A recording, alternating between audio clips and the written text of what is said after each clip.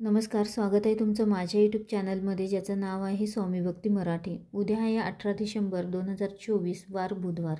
तर उद्या आलेले आहे संकष्ट चतुर्थी, मार्गशीर्ष महिन्यातील संकष्ट चतुर्थी आणि या वर्षातील शेवटची चतुर्थी। तर संकष्ट चतुर्थीची पूजा, सेवा, व्रत आणि व्रत केल्याने सर्वच अडचणी, आपल्या संकट, दुःख हे दूर होतात। आणि मार्गशीर्ष महिन्यातील चतुर्थीला एक वेगळंच महत्त्व आहे। तर हा दिवस गणपती बाप्पांची पूजा अर्चना करण्यासाठी विशेष मानला जातो। संकष्ट चतुर्थीला पूजा केल्याने जीवनातील सर्व अडचणी दूर होऊन सुख समृद्धी आपल्या आयुष्यामध्ये येते। तसेच रखडलेली आपली जी काही कामे असतील तर ती सर्व मार्गी लागतात आणि सर्व प्रकारच्या कष्टापासून आपली मुक्तता होते। तर ही संकष्ट चतुर्थी 18 डिसेंबरला सकाळी 10:06 सुरू होईल, तर ती 19 डिसेंबरला सकाळी 10:02 संपणार आहे। आणि संकष्ट चतुर्थीला चंद्रोदयाचे महत्त्व असल्याने संकष्ट चतुर्थी आपल्याला 18 डिसेंबरला साजरी करायची आहे। तर या दिवशी आपण काही उपाय आणि सेवा केल्या तर त्या खूप प्रभावी ठरतात। तर असाच एक उपाय आपल्याला या दिवशी करायचा आहे। तर तो कोणता आणि कसा करायचा आहे, तर हेच आपण या व्हिडिओमध्ये बघणार आहोत। तर व्हिडिओ स्किप न करता संपूर्ण बघा आणि जे कोणी नवीन असेल या चॅनलवरती तर सबस्क्राईब करा। तर बघा, भरपूर वेळा आपल्या आयुष्यामध्ये संकट, अडचणी, अडथळे हे येत असतात आणि ते काही संपण्याचं नावच घेत नाही। तर सर्वात महत्त्वाचं म्हणजे आपल्या मुलांची प्रगती होत नाही। ते अभ्यास करतात पण त्यांना पाहिजे तसे मार्क मिळत नाही, त्यांचा अभ्यासावर लक्ष लागत नाही, मेहनत करतात पण त्याचे फळ मिळत नाही, वाईट संगत किंवा नोकरी मिळत नाही। तर त्यांची प्रगती होण्यासाठी या दिवशी आपण कोणते उपाय, सेवा कराव्यात, तर बघा, या दिवशी सकाळी लवकर उठून स्नान करावे, सूर्याला अर्घ्य द्यावे, त्यासोबतच या दिवशी ब्रह्ममुहूर्तावर उठावे। कारण ब्रह्ममुहूर्तावर आपण उठून पूजा केली तर यावेळी शांतता असते आणि आपले मनही सेवेमध्ये लागते। त्यामुळे शक्य झाले तर ब्रह्ममुहूर्तावर उठावे। त्यासोबतच या दिवशी गणपती बाप्पांची विधिवत पूजा करावी। तर प्रथम स्नान झाल्यानंतर सूर्याला अर्घ्य द्यावे। त्यानंतर आपल्याला देवघरासमोर बसून आपल्याला एक दिवा प्रज्वलित करायचा आहे प्रथम। त्यानंतर त्या दिव्यामध्ये चिमूटभर हळद टाकायची आहे। त्यासोबतच इच्छापूर्तीसाठी कणकेचा दिवा देखील या दिवशी बनवला जातो।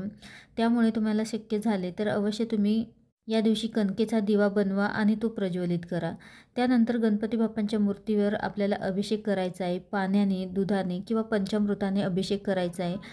त्यासोबतच अभिषेक करत असताना ओम गणगणपतये नमः या मंत्राचा जप देखील करायचा आहे। आणि अभिषेकाचं तीर्थ हे घरातील सर्वांनी ग्रहण करावे।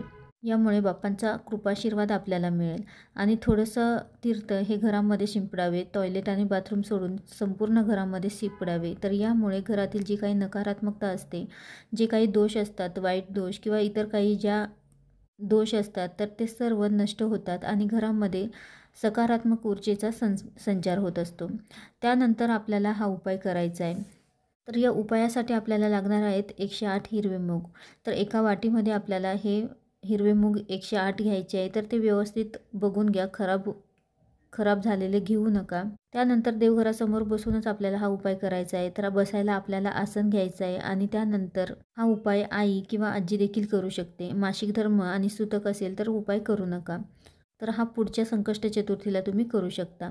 त्यानंतर एक हिरवं कापड घ्यायचं आहे छोटंसं आपल्याला आणि त्यानंतर आपल्या हातामध्ये एक हिरव्या मुगाचा दाणा घ्यायचा आहे आणि आपल्याला ओम गणगणपतये नमः या मंत्राचा जप करायचा आहे। आणि त्यानंतर तो दाणा आपल्याला त्या हिरव्या कपड्यावर टाकायचा आहे। परत दुसरा एक दाणा घ्यायचा आहे आणि परत ओम गणगणपतये नमः या मंत्राचा जप करून त्या कपड्यावर टाकायचा आहे। तर असं एक एक करून आपल्याला प्रत्येक दाणा हातामध्ये घेतल्यानंतर ओम गणगणपतये नमः या मंत्राचा जप करायचा आहे। तर असं 108 वेळा आपल्याला करायचं आहे। त्यानंतर आपल्याला गणपती अथर्वशीर्षाचे 1 वेळा पठण करायचं आहे। पठण करणं शक्य नसेल तर श्रवण देखील करू शकता। त्यानंतर आपल्याला या मुंगाची पोटली आपल्याला बनवायची आहे। जी कपड्यावर आपण जे हिरव्या मुंगाचे दाणे टाकले आहेत तर त्याची आपल्याला एक पोटली बनवायची आहे आणि ती आपल्या हातामध्ये घ्यायची आहे आणि तुमची जी काही इच्छा असेल ती इच्छा आपल्याला सांगायची आहे। आणि त्यानंतर ही पोटली आपल्याला दिवसभर गणपती बाप्पांच्या चरणाजवळच ठेवायची आहे। तुम्ही दिवसभरामध्ये हा केव्हाही उपाय करू शकता। तुम्ही संध्याकाळी केला तर 1 ते 2 तास तरी आपल्याला ती पोटली गणपती बाप्पांच्या चरणाजवळ ठेवायची आहे। आणि त्यानंतर संध्याकाळी ही पोटली उचलून तुमचा मुलगा ज्या ठिकाणी झोपतो तर त्याच्या उशीखाली आपल्याला ठेवायचं आहे आणि परत एकदा आपल्याला प्रार्थना करायची आहे. तुमची जी काही इच्छा असेल ती इच्छा सांगायची आहे.